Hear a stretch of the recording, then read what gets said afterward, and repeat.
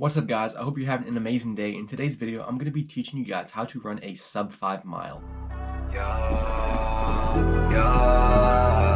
Stay down with the game.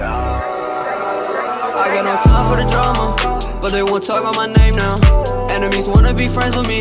Nah, there ain't no way now. Boy, you should've just stayed down.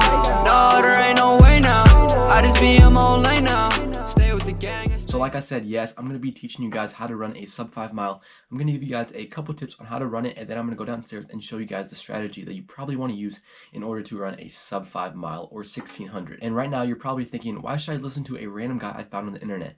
And this is why. I have a wall over there that shows you all of my sub 5 miles for the first 2 years in high school. Now obviously I have a lot more sub 5 miles than that. That's just for 2 years in high school. I remember my first time running sub 5. I ran it in 7th grade. I think I ran 4:51, and then I also ran sub 5 in 8th grade at 4:41. And my current mile PR is a 4:14 or a 4:16 1600, and I did that my junior year of high school. I haven't raced a mile since then, but I am coming up on racing a mile and I'm really excited for that. So those are pretty much my credentials and why you should probably listen to me for this. So the biggest thing is you need to make sure your training is good. You can't just magically watch this video and run a sub 5 mile. You pretty much have to be training for a sub 5 mile already. These are just tips to help you get there. So make sure your training is there. You probably want to be around 35 miles a week, maybe 45 at most if you're trying to run a sub 5. And this goes for everyone. If you're a middle schooler, if you're a high schooler, if you're a college athlete, or if you're an athlete above that, this is for you. The next thing is trying to find someone to pace you or have some competition. If it's a race, then great, you don't need a pacer. But if it's not a race, then you might want to get one of your friends to help pace.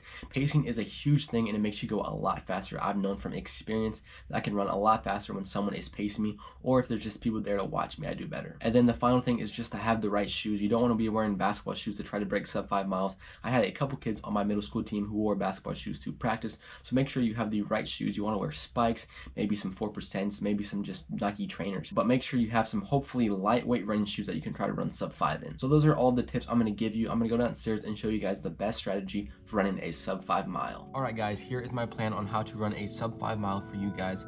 So basically, as you see, I drew a track, and it's not the best looking track, but it is a track. So right here is the start. The most important step to this process is make sure you stay consistent. I've known a lot of people that had the chance to run a sub 5 mile, but the only thing they lacked was consistency. Everything else was perfect. Their training was perfect. Everything was perfect, but their consistency. They went out way too fast. So make sure you don't go out too fast. You want to go out a little bit faster than what you're aiming for. So the first lap, you probably want to go around 112. That is a 4:48 pace. Now, if you can't do a 112 for the first lap, then you probably won't be able to run a sub 5 mile because 112 shouldn't feel too fast. So after you run that 112, the next lap's going to be a little bit slower. You're going to slow down a little bit. So you should be able to run a 114, giving you a 226 800 for halfway through. So you're on pace to go 452 pace. But everyone knows the third lap is the slowest lap. So you're going to want to go 2 seconds slower or try to make it within 2 seconds of lap 2. So lap 3 is going to be 116, giving you a 1200 of 343. And then the last lap is supposed to be the fastest lap. The last lap and the first lap are both supposed to be the fastest. So make sure your last lap and your first lap are the fastest of the whole entire run. Now, I know it's supposed to be the fastest, but I put a 114 down just in case you're not feeling the best and you're giving your all and you feel pretty much dead the last lap. But you guys should probably be able to run a little bit faster than a 114 for the last lap if you are going to run a sub 5. So that gives you a total of a 459 for 1609 meters. And I just put the 1609 because it's a full mile. I know most people who are trying to go sub 5 are probably trying to go sub 5 for a 1600. I remember my first time going sub 5. It was awesome. And the way that I was able to go sub 5 was being consistent and being smart about my race. I didn't go out too fast. I didn't go out too slow. I went out just right. So this is the steps that I used to break my first sub 5 mile. And I'm still using the same exact steps till this day, except the laps are a little bit faster. And like I said earlier in the video, training is the biggest thing that you need to do.